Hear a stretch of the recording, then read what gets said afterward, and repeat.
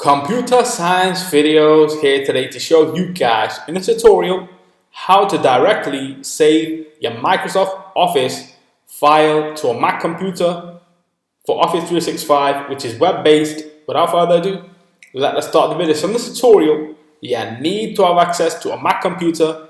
An account for Office 365 can be for business, work, or school. So we can now go all the way down to the dock, go to your web browser, go to Launchpad, go to Google Chrome, now go to office.com, make sure you all sign into the account, and then go to left-hand side navigation menu. I see Word, let's click.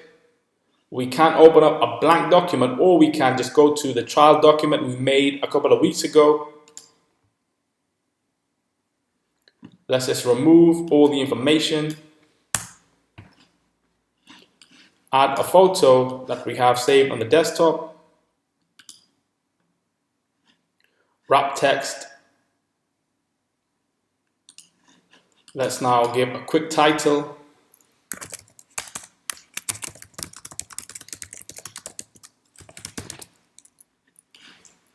This is a test document. Increase the size. Align within the center of the page. And now go to the left-hand side navigation menu. On top, File, we can click on Save As. Save to the desktop. Let's just download a copy to your computer. We can download as a PDF file. Let's just download as the original copy. This will now be saved into the download folder. Do you want to download a copy of this file and work offline? Absolutely yes. Download the copy, minimize Chrome for the moment, go all the way down to the dock, go to Finder, go to Downloads. I see trial document. Let's just move this to the desktop. Click on the trial document.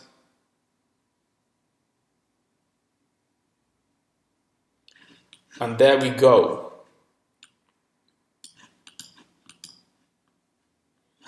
So we can now quit Word. That's it with this video. I'll see you guys in my next tutorial. Thanks for now.